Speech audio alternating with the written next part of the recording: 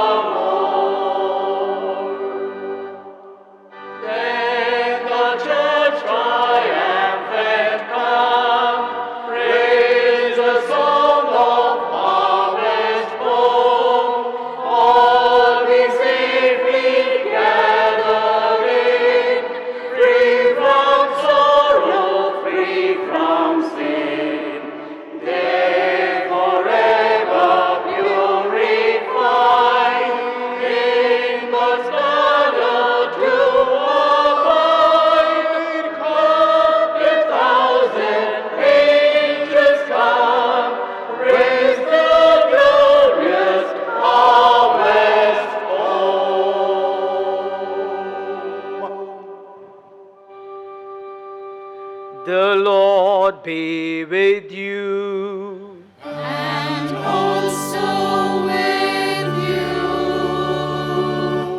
Let us all say together the Collect of Purity. Almighty God, to whom all hearts are open, all desires known, and from whom no secrets are hid, cleanse the thoughts of our hearts by the inspiration of your Holy Spirit, that we may perfectly love you and worthily magnify your holy name through Christ our Lord. Glory to God in the highest, and peace to his people on earth.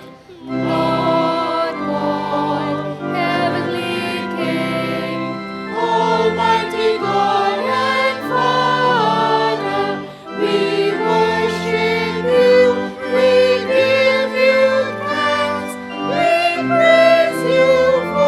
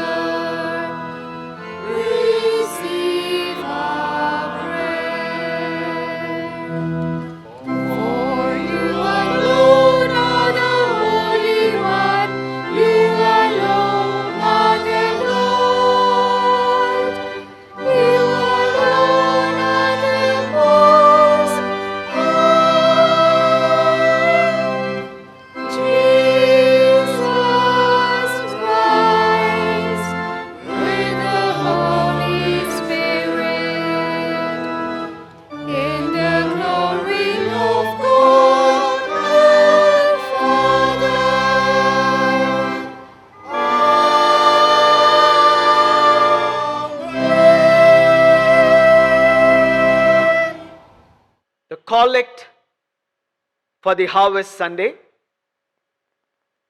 Let us pray.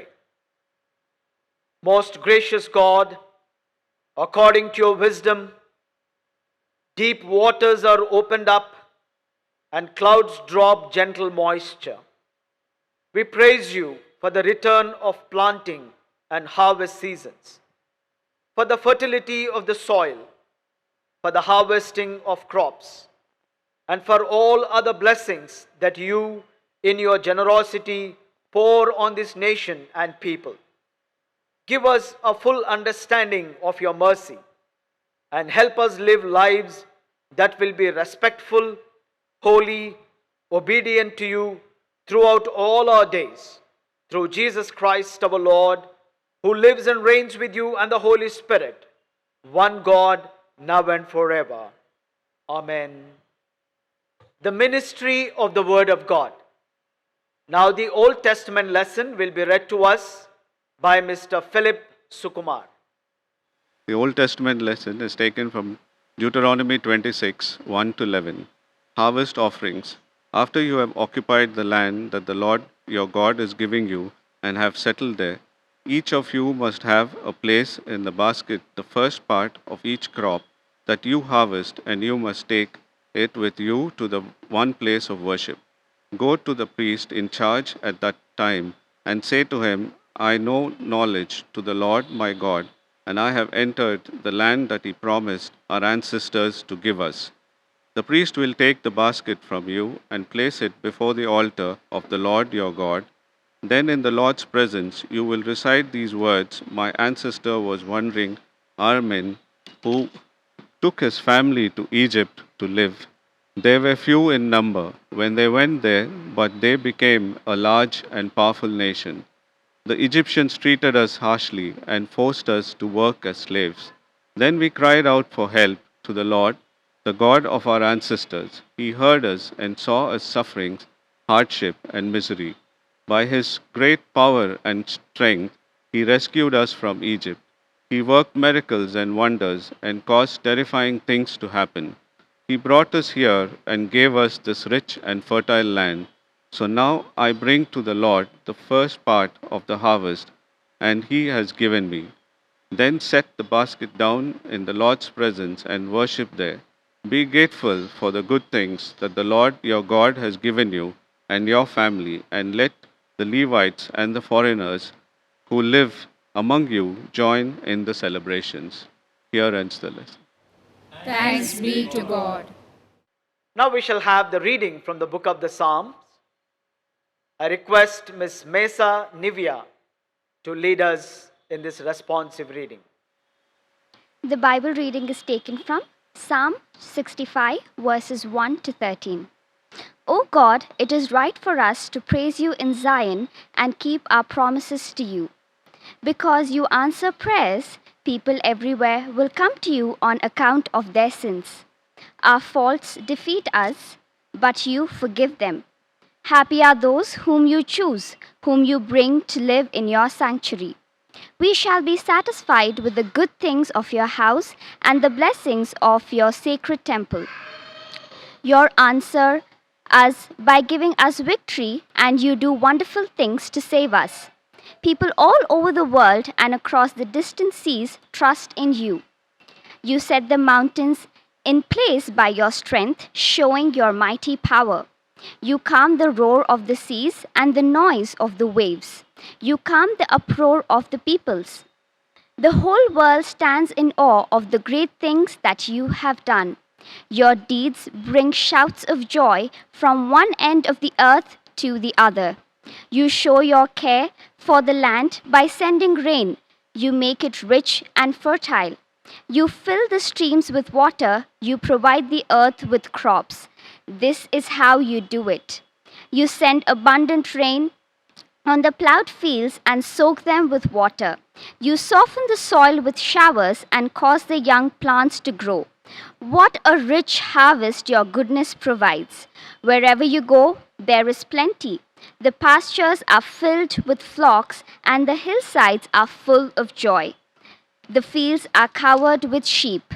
The valleys are full of wheat. Everything shouts and sings for joy. This is the word of the Lord.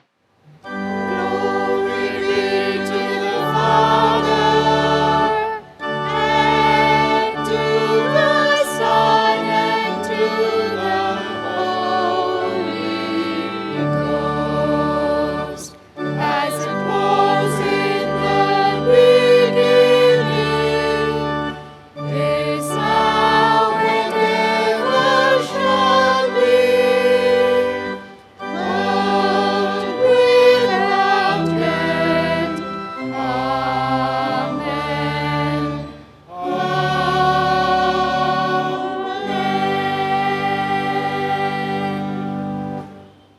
Now, the epistle lesson will be read to us by Mrs. Girija Augustine. The epistle lesson is taken from 2 Corinthians 9th chapter, beginning from the 6th verse to the 15th verse. Remember that the person who plants few seeds will have a small crop. The one who plants many seeds will have a large crop. Each one should give then as he has decided, not with regret or out of a sense of duty, for God loves the one who gives gladly. And God is able to give you more than you need, so that you will always have all you need for yourselves and more than enough for every good cause. As the scripture says, He gives generously to the needy, His kindness lasts forever. And God, who supplies seed for the sower and bread to eat, will also supply you with all the seed you need, and will make it grow and produce a rich harvest from your generosity. He will always make you rich enough to be generous at all times, so that many will thank God for your gifts which they receive from us. For this service you perform not only meets the needs of God's people, but also produces an outpouring of gratitude to God. And because of the proof which this service of yours brings, many will give glory to God for your loyalty to the gospel of Christ, which you profess, and for your generosity in sharing with them and everyone else. And so, with deep affection, they will pray for you because of the extraordinary grace God has shown you. Let us thank God for His priceless gift. This is the word of the Lord. Thanks be to God.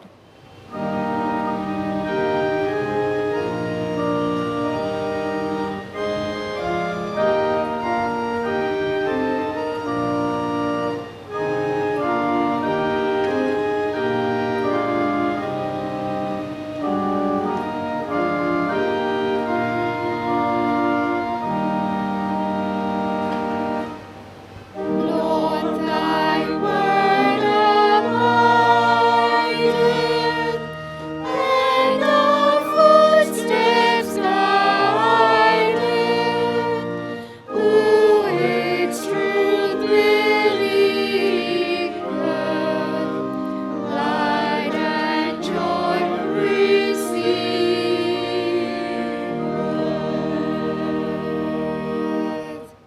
The Holy Gospel, Gospel according to St. Luke, chapter 21, verses 1 to 4.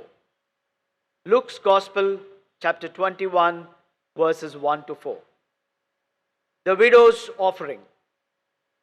Jesus looked up and saw the rich putting their gifts into the offering box. And he saw a poor widow put in 2 small copper coins. And he said, "Truly I tell you, this poor widow has put in more than all of them, for they all contributed out of their abundance, but she, out of her poverty, put in all she had to live on. This is the gospel of Christ. Praise to Christ our Lord. Dearly beloved, as we celebrate our annual Thanksgiving service today and observe Harvest Sunday, we are privileged to have our beloved Bishop in Medak, Right Reverend Dr. A.C. Solomon Raj, on behalf of our entire congregation and on behalf of the pastorate committee, I take this opportunity to extend a very warm welcome to our beloved Bishop Tandrigaru. In spite of busy schedules, he has made it a point to be with us today and to bring the word of God. After we sing the gradual hymn, hymn number 135, we plow the fields and scatter, our bishop would bring the word of God. And before we sing the gradual hymn, I would like to hand over a bouquet on behalf of all of us and extend a warm welcome to our bishop. I request Bishop Garu to kindly receive a small bouquet as a token of our love and appreciation.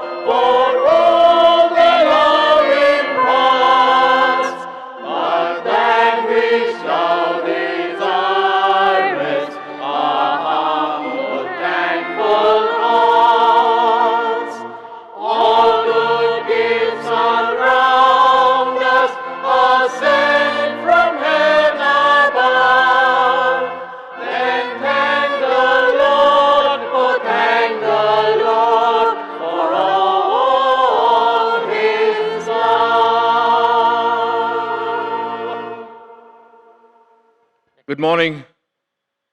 Welcome It's a time to celebrate the harvest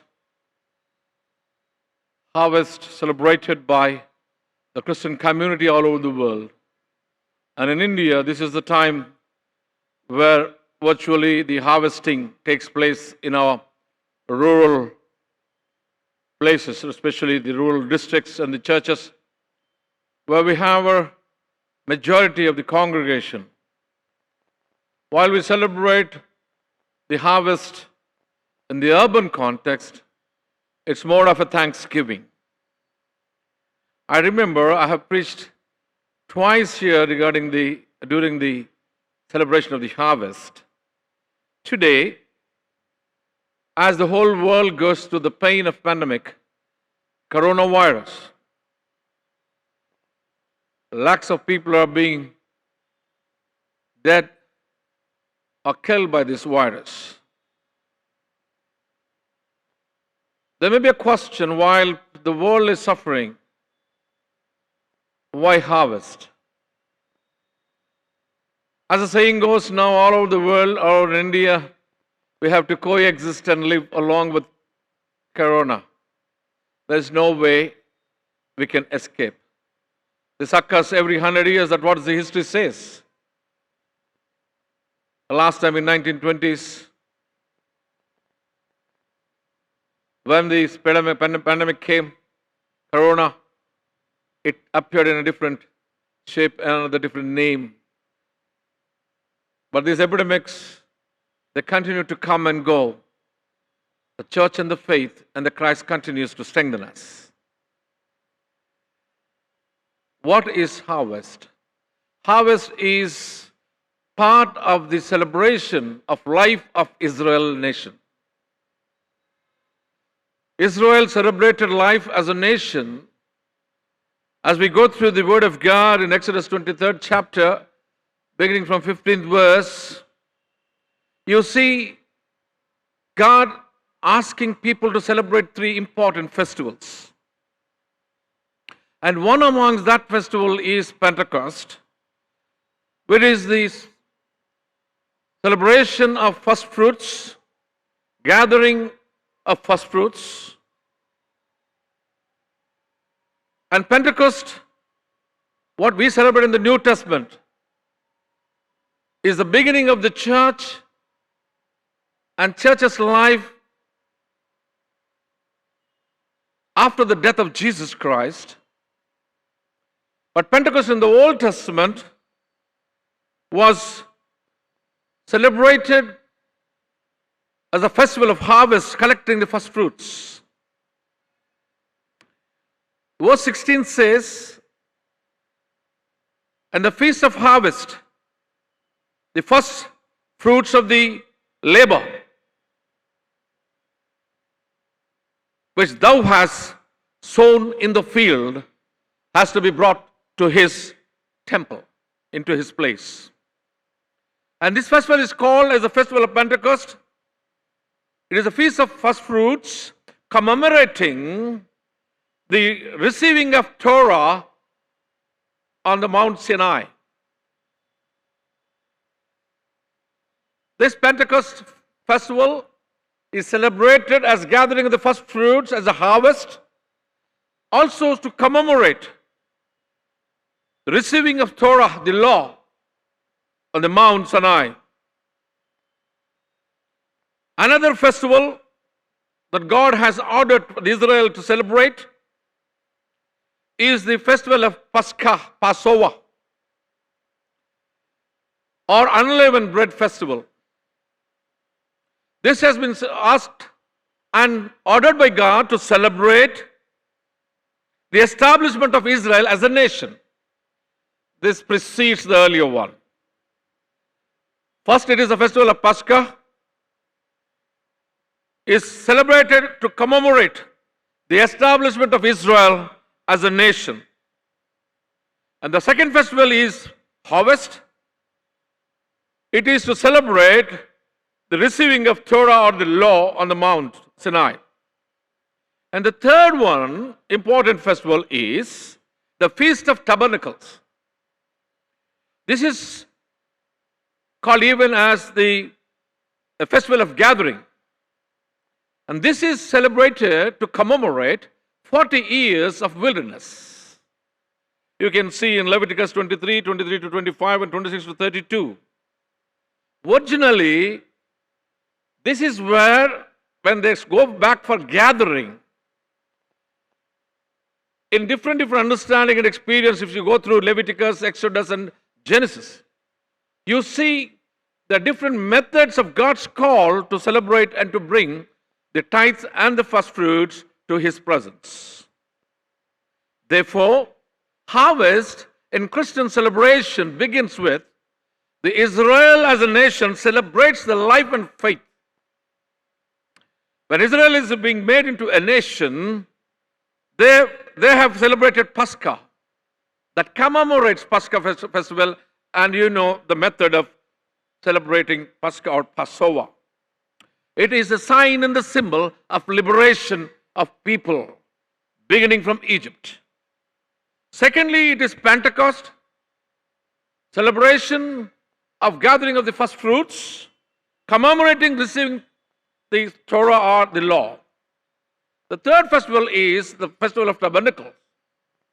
The Festival of Tabernacles, when they were delivered from Egypt, they had laid their first tent in Sukkoth, where they started to celebrate the presence of God with the people of Israel. Therefore, it is place where God has led them by hand by going with them. When the clouds has descended upon the tent, it is the presence of God. And the Israelites, they have tented themselves and stayed and rested. When God lifted from the tent above, it is the beginning of the movement and the journey of Israel. So, it is the celebration of life of Israel as a nation. As a nation, they celebrated Pascha, where they are formed into a nation, and they have celebrated Pentecost, where God has given them the first fruits, and in which they all commemorate their 40 years of wilderness in tabernacles. Dear brothers and sisters, here we don't have cultivation in Hyderabad and Secunderabad in urban places. Therefore, slowly, we have started to look into it as a Thanksgiving festival. Now we are moving from the harvest to the Thanksgiving festival. The Greek word used for it is homologio, which means also acknowledgement or to confess. Hebrews 13:15, it says, "By him therefore let us offer the sacrifice of praise to God continually, that is the fruit of our lips, giving thanks to his name." Hebrews 13th chapter, 15th verse. It is a verbal, mental, physical expression of acknowledgement and appreciation of God's person, his grace, his blessing, and his sovereign work amongst the people and the history of the human being. It is an expression of acknowledgement. Thanksgiving is an expression, the acknowledgement of God's verbal, mental, physical expression of appreciation of God's person, his grace, blessings, and sovereign power. Thanksgiving is a spontaneous expression of faith. It is a celebration of fruitfulness of land, hard work of our hands, and God's abiding, bounding grace. In 2 Timothy chapter 2, if you see from the first and second verses, it says, being strengthened in the grace of God. What is being strengthened in the grace of God? Being strengthened in the grace of God, therefore the grace is an enabling power. Beyond the human capacity, human strength, human riches. Grace, it enables you beyond the human capacity, human limitation. That means it enables you, enforces you, and strengthens you to a higher level, higher experience, where you see God's presence in your life. Therefore, being strengthened in His grace is being enabled, enforced, and empowered. Thanksgiving is walking back to God with gratitude. You experience your life all through your life for the last 1 year, looking back and coming to the Lord with that grateful gratitude, grateful heart. Within your heart, you experience that the presence of God and the way that the Lord has helped you to sustain yourself. The gratitude comes out of your heart by really enjoying how God interfered and intervened in your own life, in every walk of your life, in your job situation, in your family situation, and as you live in this world with the different complexities. Therefore, walking back to the Lord is with gratitude. Example, there were 10 lepers who were healed, but only one came back, remembering how wonderful is God's ways in interfering in his life and healing him. Likewise, thanksgiving is also expression of faith and witness. Thanksgiving is also expression of your faith, of the one who called you, of the one who sustained you, and is also a witness. If you look into the book of Psalms 116 verse 14, the psalmist says, I will pay my vows unto the Lord now in presence of all the people. I will pay my oaths to the Lord in the presence of all the people. Now, why do we bring thanksgiving to the Lord? Is to pay back to the Lord in thanksgiving, and when everybody is watching, that is the reason why we walk down the aisle and come here and give thanks. It is a means of witness. Witness that God has intervened in my life, and God has been so wonderful, unchanged, and continues to be my Savior God, and continues to be my Redeemer God, and my Helper God, my Mother God, and my Father God. Thanksgiving is acknowledgement of a living God and his interference and continuous revelation in the lives of the faithfuls, that is his people. As Creator God, as a Redeemer God, as a sanctifying God. You can refer this in Ephesians chapter 1, 4, 6, and 13th verse. Even in the chapter 2 Chronicles 7:14, you'll see, if my people turn towards me, leave their own wickedness, and pray and seek me, I will heal the nation. That's what the word in 2 Chronicles 7:14 says. Now, thanksgiving is sharing and partnering in the mission of God. Thanksgiving is sharing and partnering in the mission of God, in the expansion of his kingdom, and in the edification of God's people and the church. The whole aspect of sharing began on the Pentecost in the New Testament. For the first time, when the Holy Spirit descended upon the people, they all left their homes and came together as one unit, in unity for fellowship. And if you read in chapter 2, goes through, you will see they all came together for fellowship. They left their houses, gathered in one place for worship, and that is unity in fellowship. And the Bible says, after they came together, they worshiped together in oneness. After worshiping together in oneness, they shared together in oneness. They have given what they had and shared with God and the people of God. That is where we give collections today.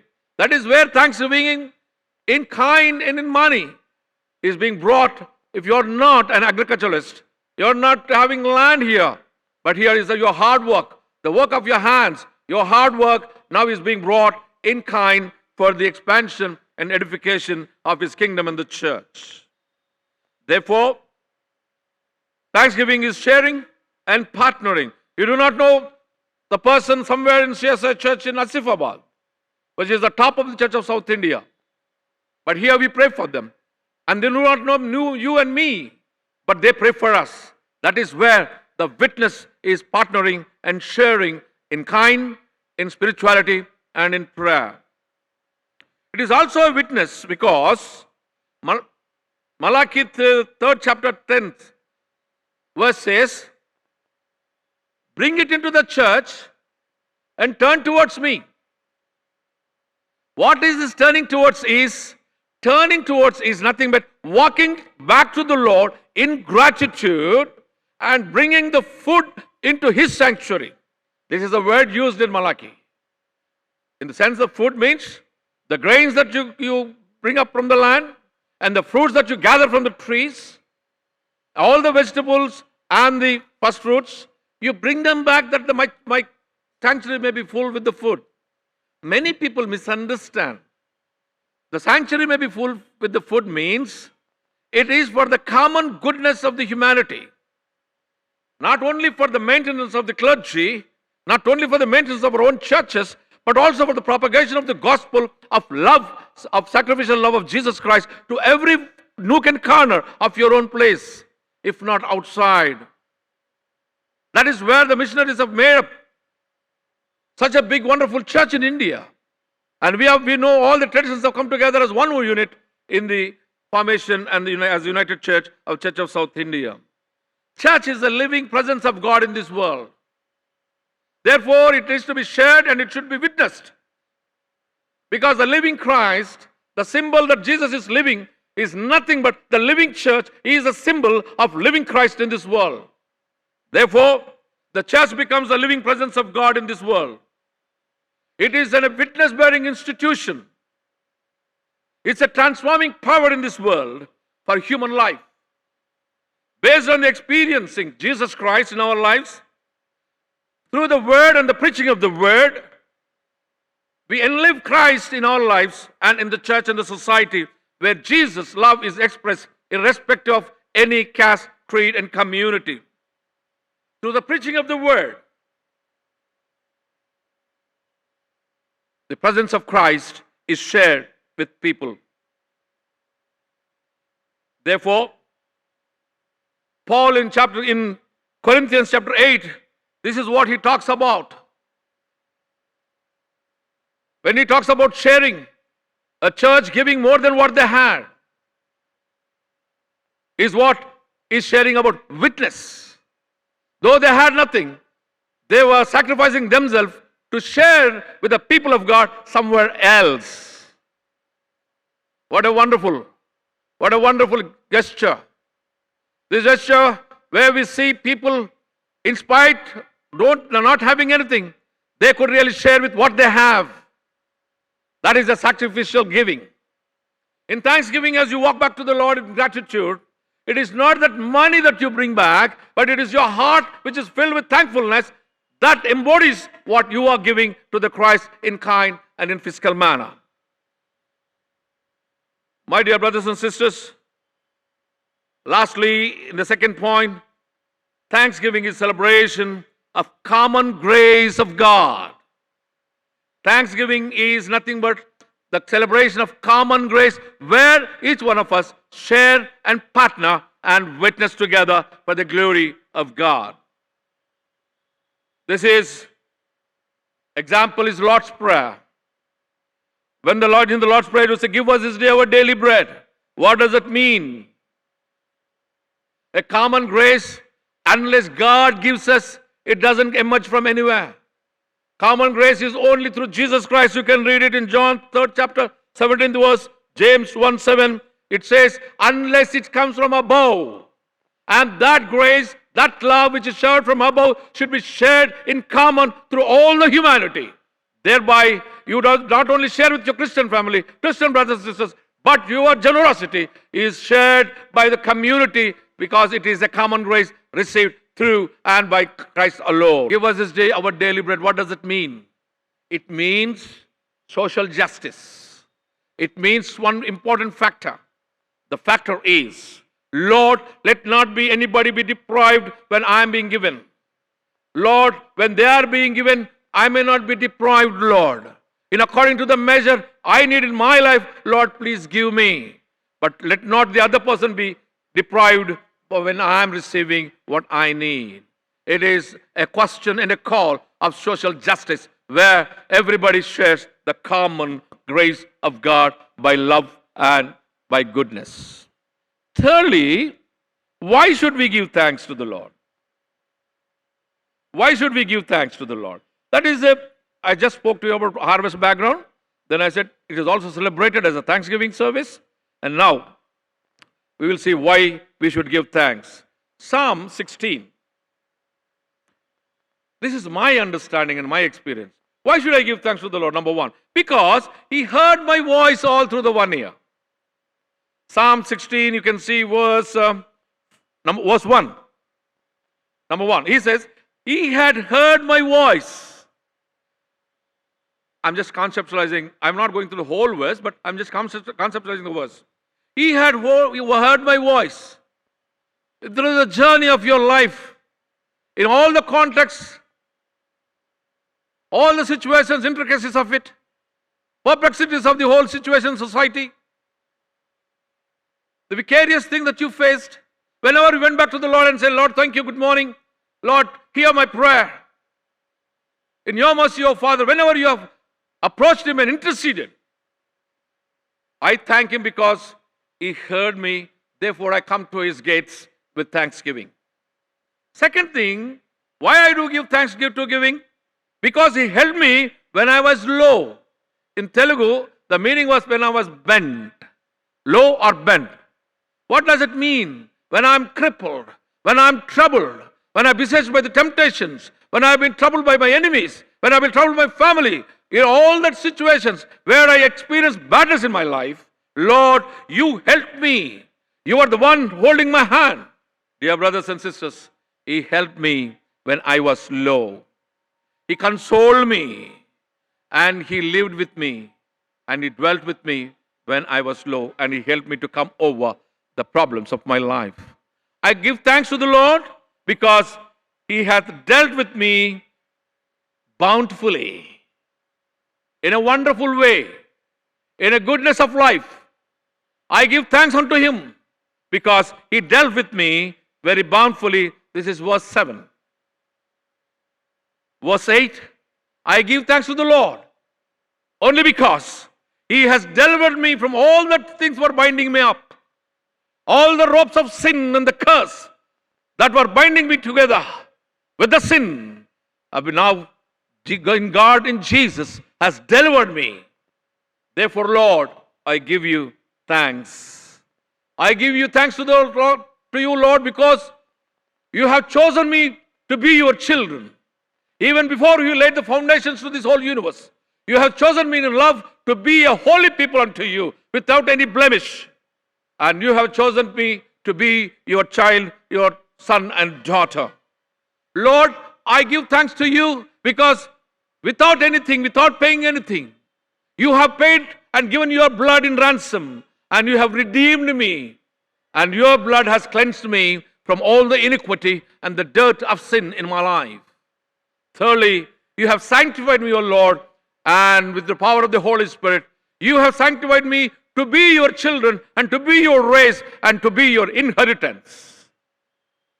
Therefore, O Lord, I give you thanks and I walk into the walls and the temple and your entrance and your doors, Lord, with gratitude, because you heard me, because you helped me, because you dealt with me bountifully, because you have delivered me, and you have chosen me, and you have redeemed me, and you have sanctified me.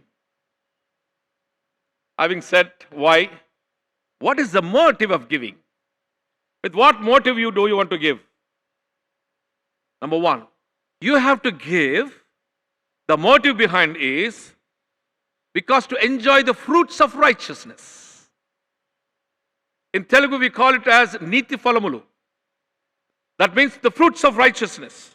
What is this fruits of righteousness? I'll give you one example. You take the corn. You put one seed, you get nearly 300 corn seeds. And each corn seed shares the same nature of the seed that has been sown into the soil. The color, the taste, the genes. Everything is the same.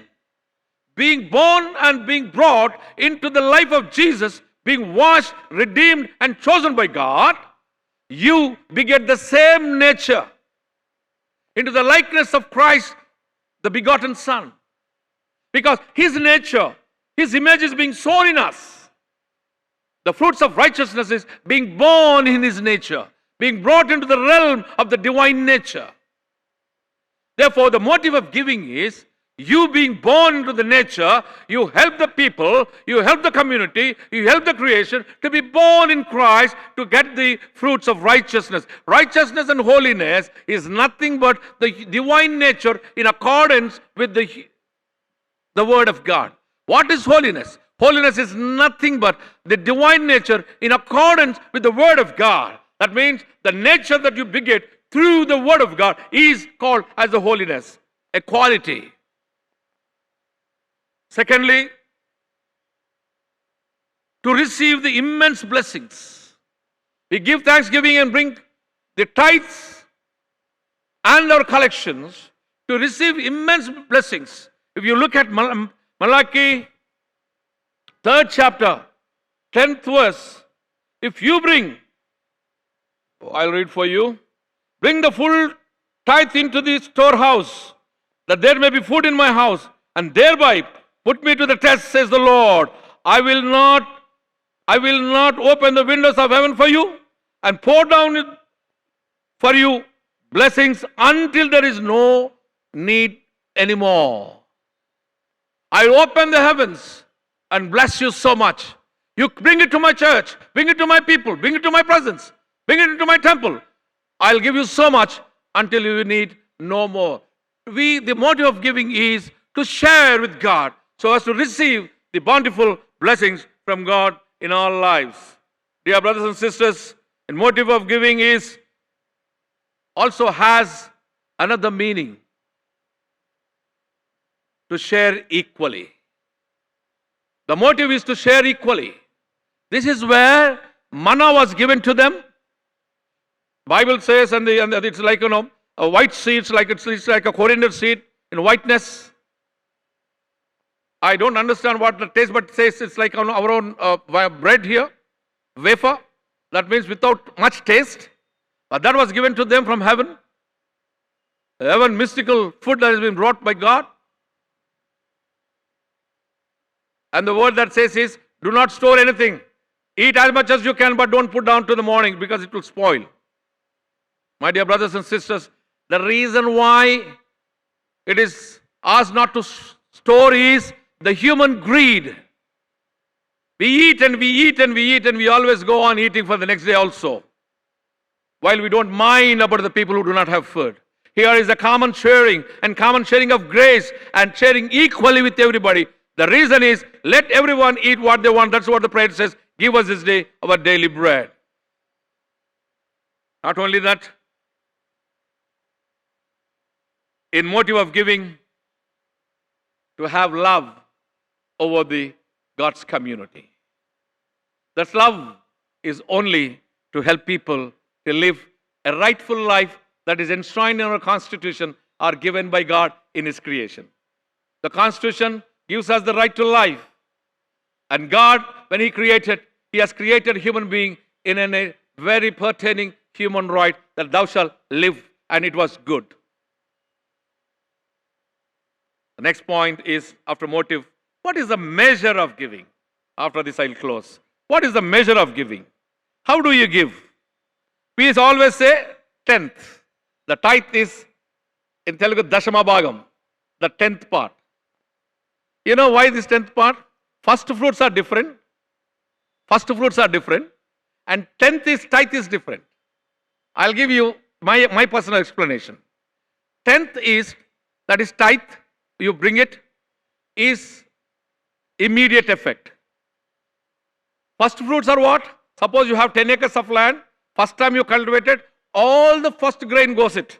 But we usually what we do, we'll bring tenth of the first fruit. No, first fruits are everything into the Lord's place. If it is a salary of 1 lakh, 1 lakh comes here. That is the first fruit. What is the tenth? Tenth is the tithe. Is it not? We celebrate Harvest Festival once in a year. When we come to the Harvest Festival, it is not tithe. Tithe is every month. You have spent 10 rupees, you got 100 rupees. You have spent 10 rupees. You have given 10 rupees to the Lord. And how much is left to you? 90 rupees is left. This 90 rupees you are enjoying for the next 1 year. 90 rupees in the second month. 90 rupees in the third month. In the 12th month, you have another 90. All 12 90s you have. All these 12 90s have helped you to grow in Lord and in grace, and you are enjoying that grace of 90 rupees. When you come to the harvest, you bring thanksgiving out of the 90% that you have enjoyed for the 12 months. The tithe every month you give is, Lord, thank you for this month's salary, that is 100 rupees. Here is my tithe.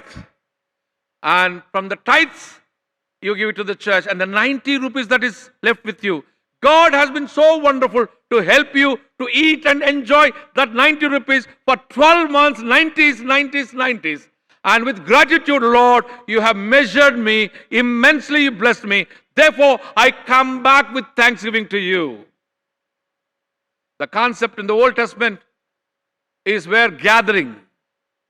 This gathering is once you have plucked something, when you have cut something, don't go back to gather all the remains because they all fall on the ground. You go for a groundnut, you go for anything. There is a lot of food that is left out. Bible says don't pick them up, you leave it for the poor. This is where we come back. This is where we come back to the Lord with thanksgiving in every harvest. The other one is the measure of giving. I'll tell 2 or 3 examples. After that I'll close. Look at the poor widow. There's a rich man with all the bundles of the notes. He kept, and everybody's saying, oh. And he put it in the box. But here is the woman who is remembered even today after 2000 years. She had only 2 rupees, 2 coins, 2 dinars. But the Bible says he gave all her life. That is what matters. She was willingly sacrificing everything and sharing the Lord because she is totally depending on the will of God to sustain her the next morning. This is the measure of giving, keeping nothing for herself. Sacrificially she is sharing. This is where in Romans chapter 12, Paul says, giving ourselves as a living sacrifice. This is what this lady, this poor widow have done. Look at another example I want to share with you is, look at the widow at Sarephath. Sarephath. She had nothing. And she has little oil and little power of the flour. She said, we thought we will make one chapati and eat and die. But when the prophet asked, she sacrificed. That's the measure of giving, not just tenth. She sacrificed herself. Nobody will sacrifice their children. But she sacrificed her child too and gave it. And the Bible says nothing was in want for all through her life. Another example, the measure of giving. Look at the little boy who had 2 fish and 5 loaves. You know there is a huge community, huge number of people are sitting there. But he didn't mind of himself. But he knows, he believed that this is possible to Jesus Christ because he heard him and he got faith. He said this is possible to Jesus. Therefore, he didn't go back to share the 5 loaves and the 2 fish with the people. And that's where the miracle started to happen.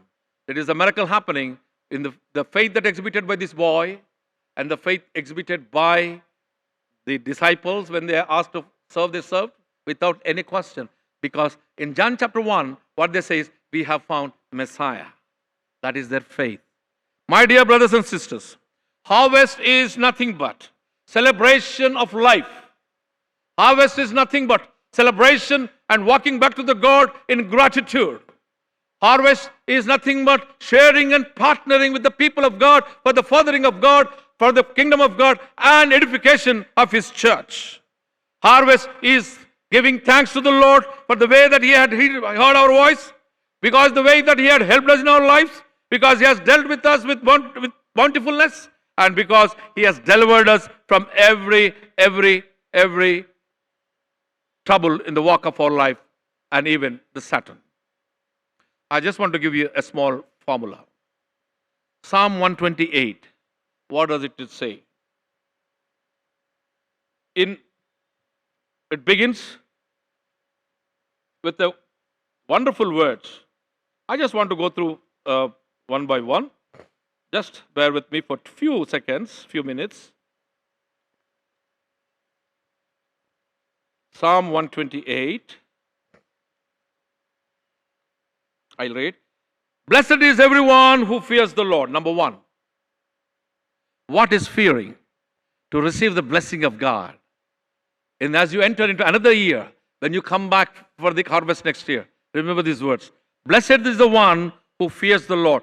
Fear is not the fear that we technically speak about. Fear is being obedient.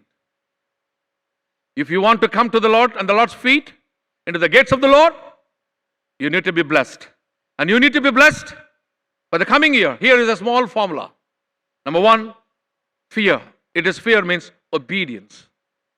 Take a oath today and go back to your home. Lord, I will obey you. What is obedience? Obedience is allowing the authority of God over your life. Then, who walks in his ways, allow the God to have authority over your life, be obedient. Then who walks in his ways are nothing but the gospel of Jesus Christ. His way is, I am the way. When Jesus says, I am the way of salvation. What is the salvation? Salvation of Jesus is nothing but the word of God. That is, his coming to the world, his birth, his life, his death, his resurrection, his ascension, and his parousia, second coming. He is the way and he is the word. That means being obedient, being rooted in the gospel. You shall eat the fruit of the labor of your hands. In Telugu, it is wonderfully said. Not only fear, Yehova yandu bhayamu bhakti antadu akkada. But in English, its translation is lost. Bhakti. Bhakti is nothing but the relationship with God and you. That means that which emerges out of the fragrance or the experience that comes out of your relationship with God is bhakti, which you respond back. That means, how do you respond back to a relationship with God? In word, in act, and in deed, into praising and everything. That means one has to be obedient, allowing God to have his authority over us. Second, being connected to the Lord. Third, walk in the ways of the Lord. That is the gospel. And when you walk with thanksgiving in the next harvest, you will see the wonderful way that God had blessed. And you will experience the blessing of God, that you will enjoy the fruits of your hands, hard work. Your wife shall be like a fruitful vine, and your children will be like olive shoots, and you will be seeing the generations of children, and you will see the goodness of life in Jerusalem. That means in the church. My dear brothers and sisters, as you sit, I don't know, you must have closed your covers. Pastor was telling me, virtual worship, digital sharing. I love the word. Wherever you are, sitting in your home, you decide, we are going through this pandemic. By God's grace, we are able to sustain the church for the last 8 months. And we would in the future. Is just not just a church, but it is empowering church. It is the church where the life is enjoyed in and through the word of God, in the life and the death and the resurrection and his ascension. Because the church is the transforming power, not in the sense of faith only, but transforming power in the lives in social, economic, and political and religious fronts. May God bless you, lead you, strengthen you. Especially my love to all the elders. Please be careful of your own health. Take care of your families. Be a praying agent in your family and take care. I love to see you again when I come back once again. I love to see the pews be full with the grace of God and cheering faces. May God bless you, lead you, and guide you. Amen. Before I close, I move from here. I would like to thank you for receiving Reverend Cecil James, who has just come back from the synodical appointments, and he has come back, and I thought it is right for me to post him here, though it was a bit late, but not, I don't think so. He must have been really suffered anything, but it's my pleasure to have him in this church to shepherd you, to lead you, to enjoy the God's presence. May God bless him and his wife and the children, and his stay here may be blessed for all the community and the congregation. God bless you. Friends, on behalf of all of us, I express my sincere thanks and gratitude to our beloved Bishop, Right Reverend Dr. A.C. Solomon Raj, for sharing the Word of God with us on this very special occasion. He has reminded us that gratitude is an attitude of faith. So we need to express our gratitude in all circumstances for God's faithfulness and God's accompaniment in every situation of our life. Thank you very much, Bishop Tandrigaru, for your presence with us this morning and also the very powerful and inspiring message you shared with us. Thank you very much. Let us all affirm our faith in the words of the Nicene Creed. We believe in one God, the Father, the Almighty, maker of heaven and earth, of all that is seen and unseen. We believe in one Lord Jesus Christ, the only Son of God, eternally begotten of the Father, God from God, light from light, true God from true God, begotten, not made, one in being with the Father. Through him all things were made. For us men and for our salvation, he came down from heaven by the power of the Holy Spirit. He was born of the Virgin Mary and became man. For our sake he was crucified under Pontius Pilate.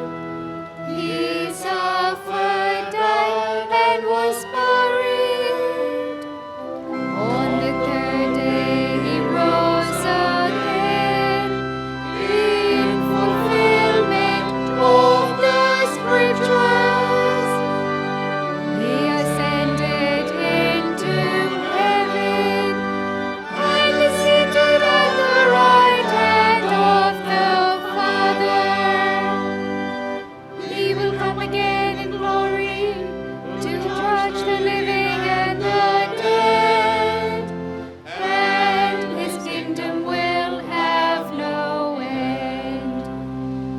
We believe in the Holy Spirit, the Lord, the giver of life, who proceeds from the Father and the Son.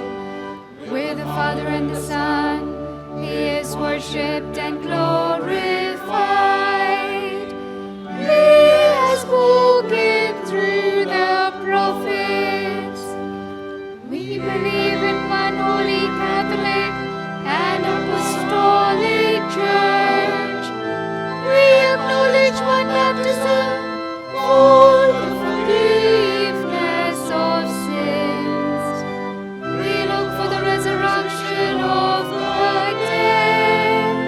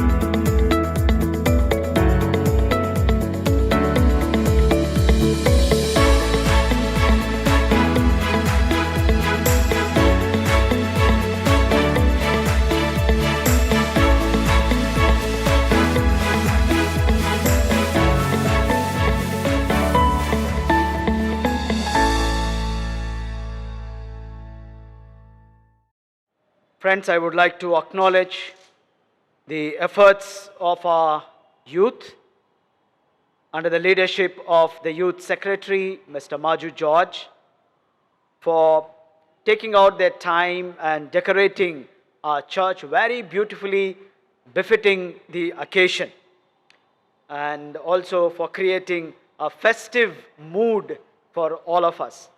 Though we are participating in this worship service virtually, they have created a feeling that we are in the church. Thank you very much, friends, for your efforts, and may God bless you and your endeavors. Dear friends, our pastorate committee had resolved to bring out our church magazine, Parish Messenger, in connection with the Harvest Festival on the theme, Great is Thy Faithfulness. I would like to appreciate the entire editorial team, Mrs. Chandrika Samuel, Mrs. Manisha Mohanty, Mrs. Sheila Kurian, Mr. Maju George, and Ms. Shiba Roy, for their efforts in compiling and editing all the articles and enabling us to have the Parish Messenger today. Also, I would like to thank Maju George for the beautiful cover design and also for bringing out the e-version of the Parish Messenger. I take this opportunity also to thank our media team, Ajay and Aaron, for helping us with various designs every week.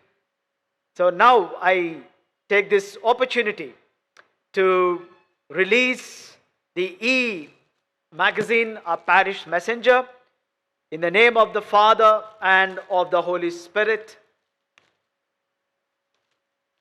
for the glory of God and for the blessing of our entire congregation.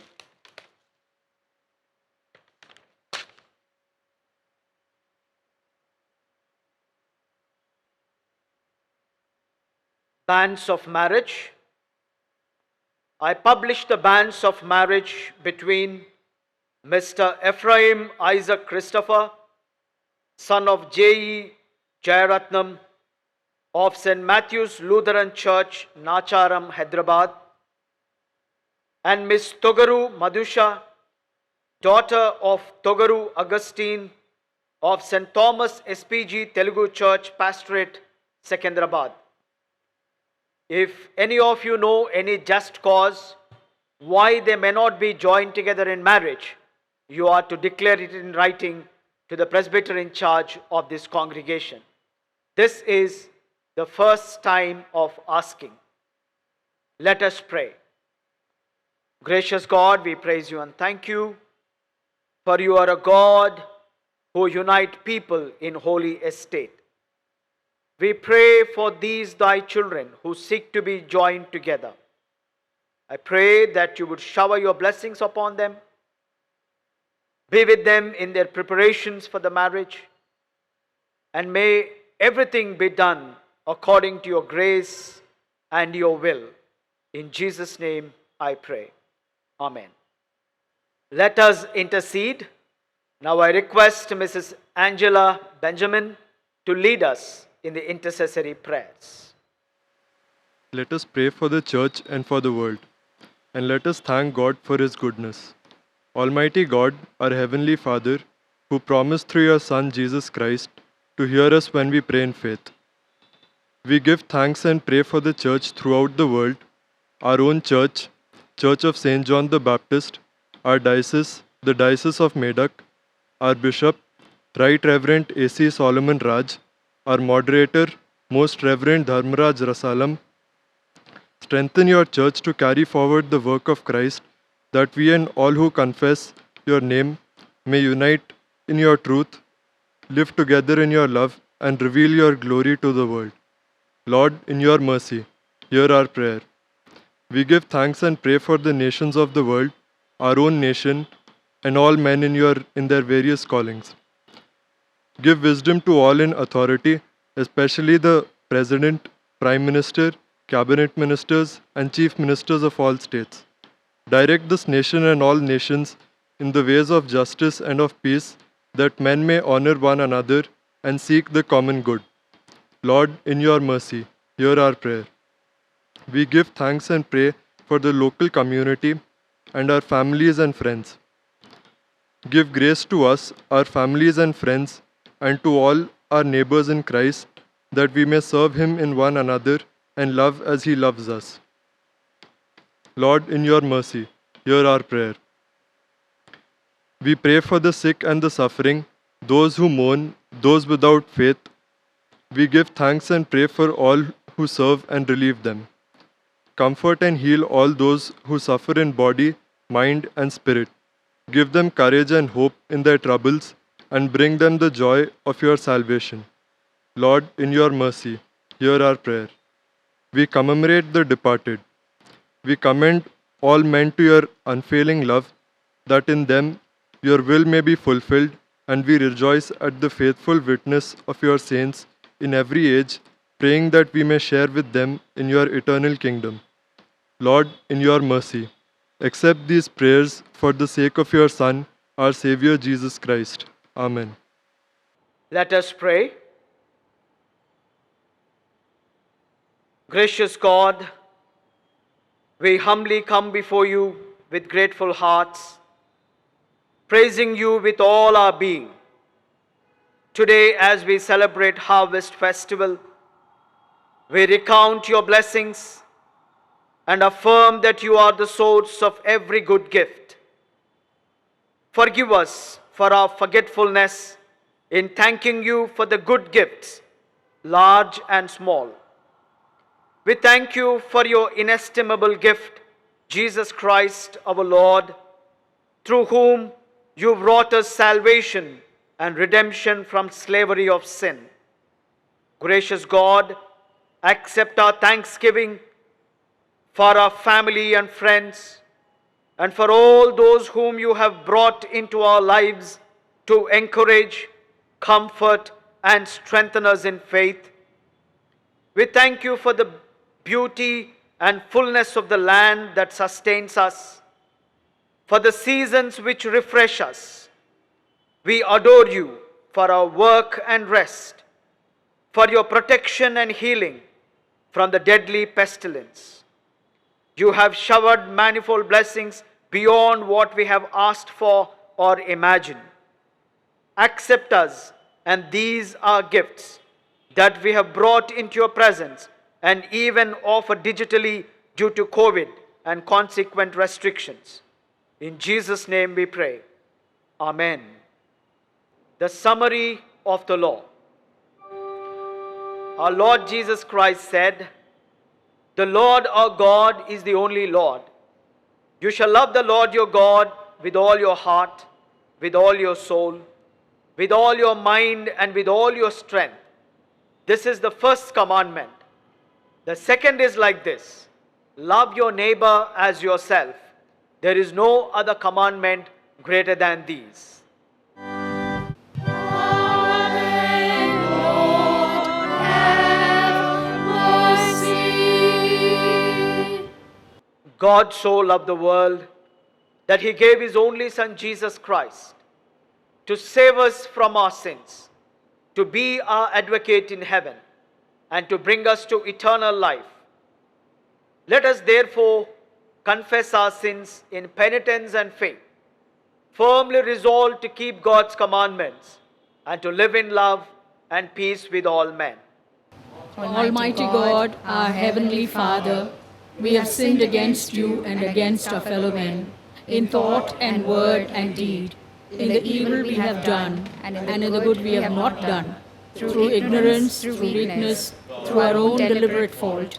We are truly sorry and repent of all our sins for the sake of your Son, Jesus Christ, who died for us. Forgive us all that is past, and grant that we may serve you in newness of life, to the glory of your name. Amen. Almighty God, who forgives all who truly repent, have mercy upon you, pardon and deliver you from all your sins, confirm and strengthen you in all goodness, and keep you in life eternal through Jesus Christ our Lord. Amen. Amen. Amen. Amen.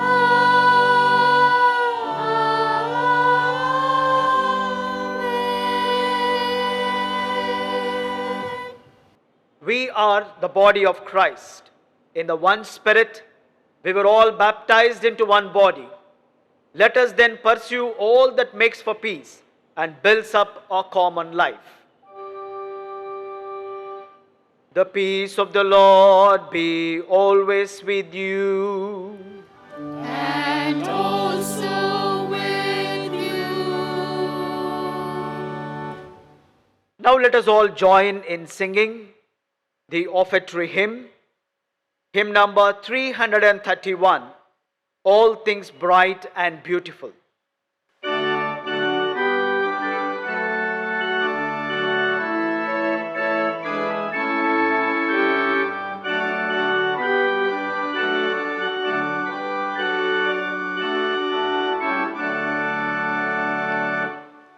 All things bright and beautiful, all creatures great and small, all things wise and wonderful, the Lord God made them all.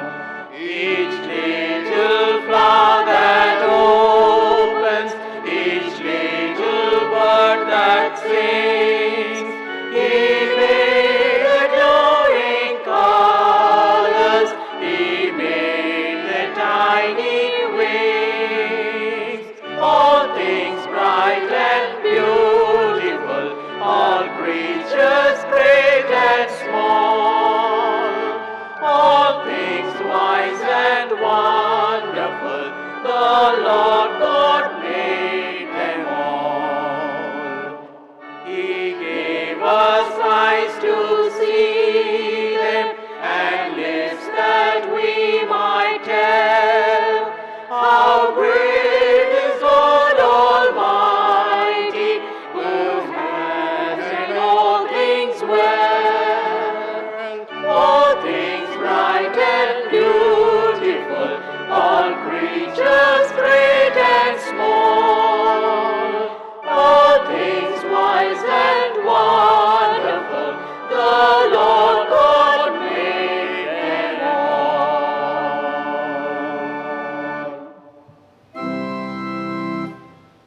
Yours, Lord, is the greatness of heart, the glory, the splendor, and the majesty. For everything in heaven and on earth is yours. All things come from you, and of your own do we give you.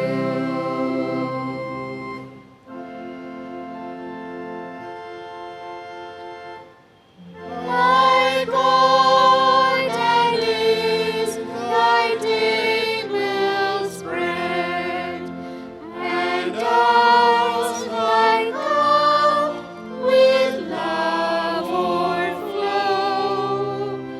Thither behold thy children led, and let them all thy sweetness know.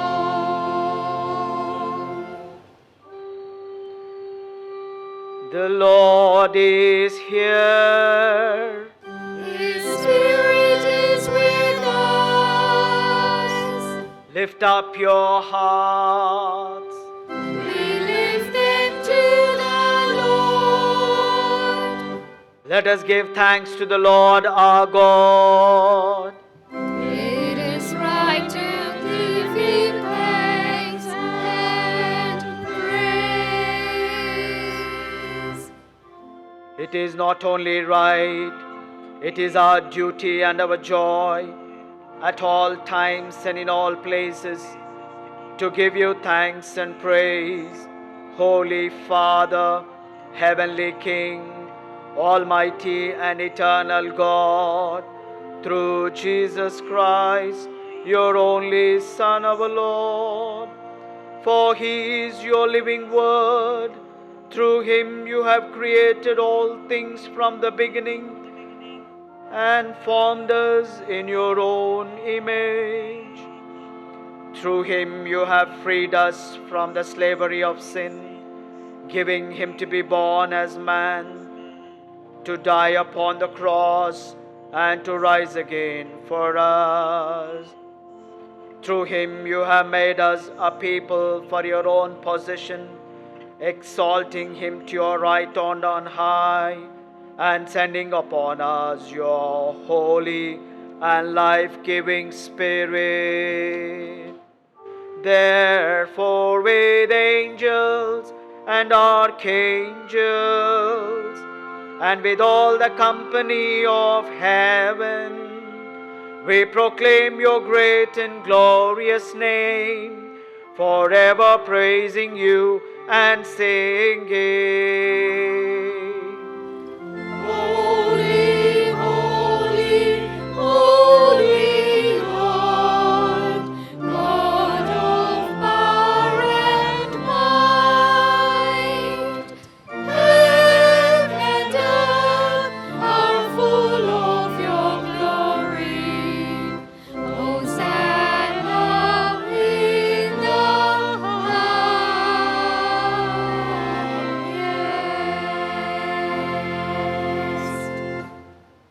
Accept our praises, Heavenly Father, through your Son, our Savior Jesus Christ. And as we follow his example and obey his command, grant that by the power of your Spirit, these gifts of bread and wine may be to us his body and his blood. For in the same night that he was betrayed, he took bread, and after giving thanks, he broke it, gave it to his disciples, and said, "Take, eat. This is my body which is given for you. Do this in remembrance of me." Likewise, after supper, he took the cup, and when he had given thanks, he gave it to them, saying, "Drink this, all of you, for this is my blood of the new covenant, which is shed for you and for many for the forgiveness of sins. Do this as often as you drink it in remembrance of me." Christ has died, Christ is risen, Christ will come again. Therefore, Heavenly Father, with this bread and this cup, we do this in remembrance of him. We celebrate and proclaim his perfect sacrifice made once for all upon the cross, his resurrection from the dead, and his ascension into heaven. We look for his coming in glory. Accept through him, our great high priest, this our sacrifice of thanks and praise. And as we eat and drink these holy gifts in the presence of your divine majesty, renew us by your Spirit, inspire us with your love, and unite us in the body of your Son, Jesus Christ our Lord. With him and in him and through him, by the power of the Holy Spirit, with all who stand before you in earth and heaven, we worship you, Father Almighty, in songs of everlasting praise. Blessing and honor and glory and power be yours forever and ever. Amen. We break this bread to share in the body of Christ. Though we are many, we are one body because we all share in one bread. As our Savior has taught us, so we pray. Our Father in heaven, hallowed be your name. Your kingdom come,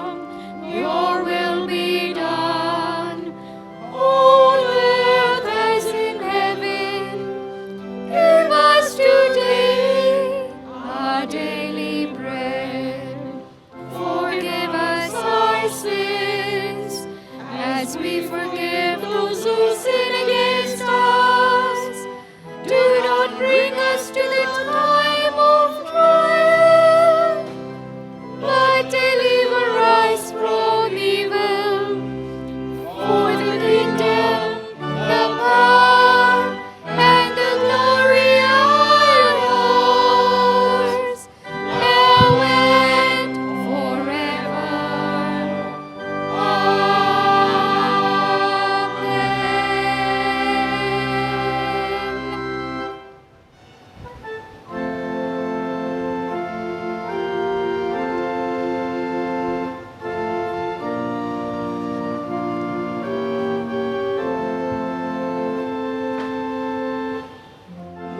Blessed is he who comes in the name of the Lord.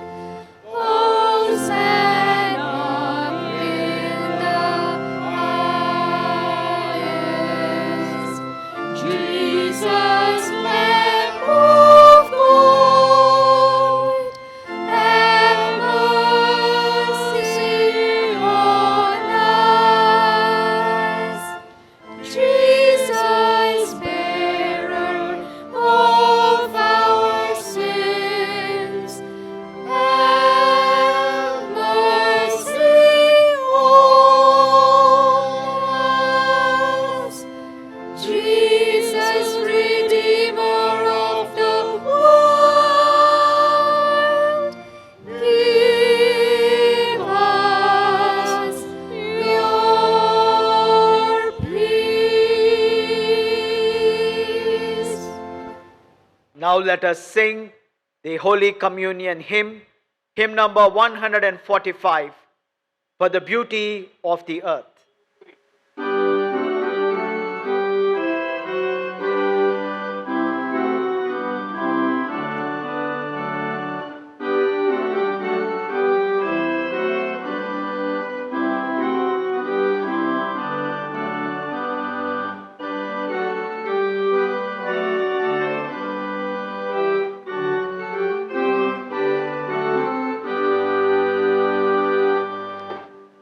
For the beauty of the earth, for the beauty of the skies, for the love which from our birth over and around us flies. Christ our God, to thee we raise this our sacrifice of praise.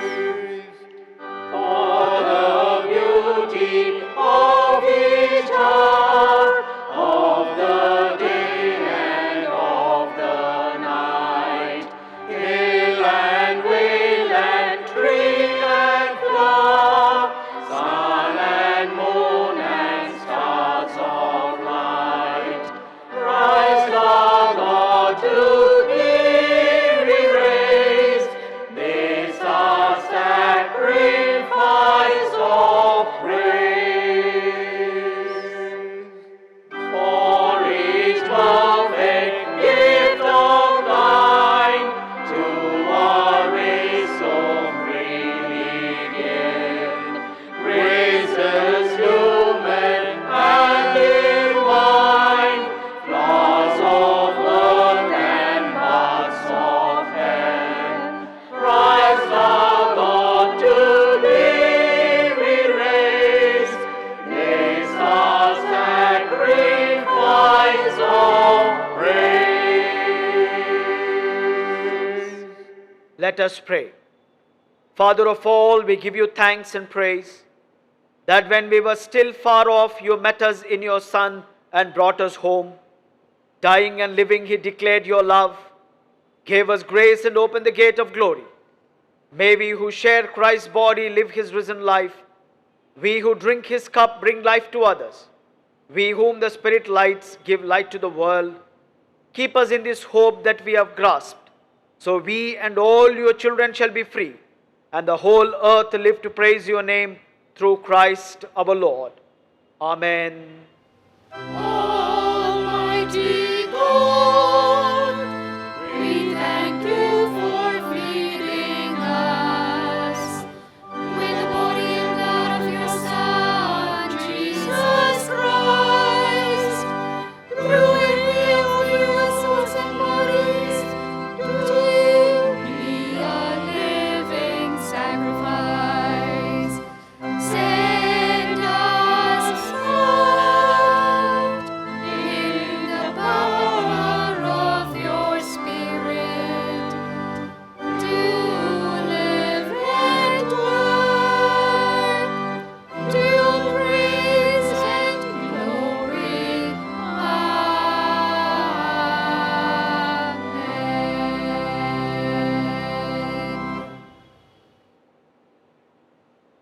peace of God, which passeth all understanding, keep your hearts and minds in the knowledge and love of God and of His Son, Jesus Christ our Lord, and the blessing of God Almighty, the Father, the Son, and the Holy Spirit be with you and remain with you always.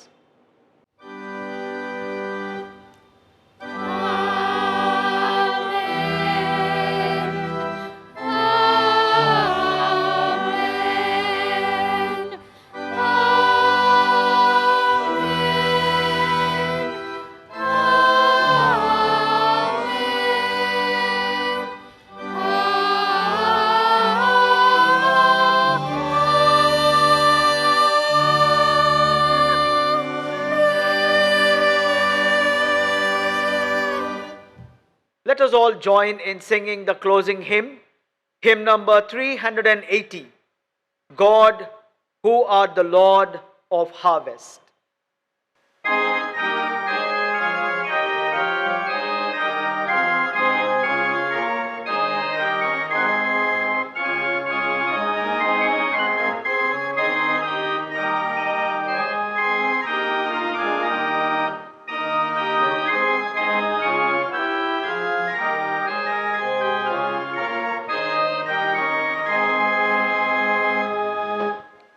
God, who art the Lord of harvest, send forth workers for this day.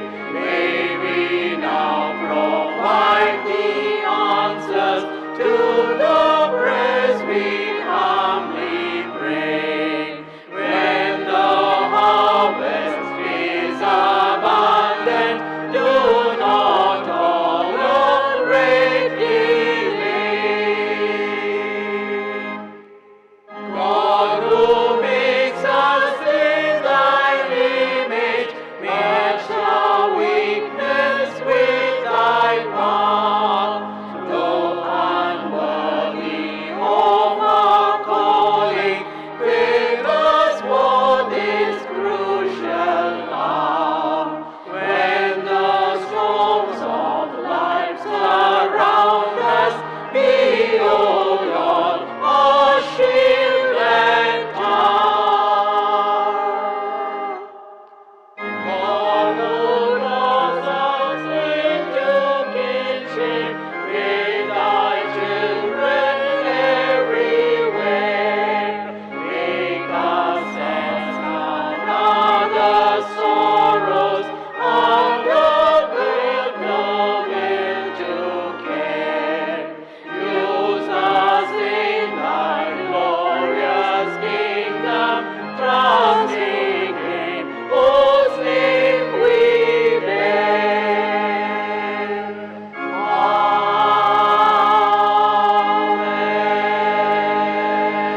Amen. Friends, thank you. God bless you all.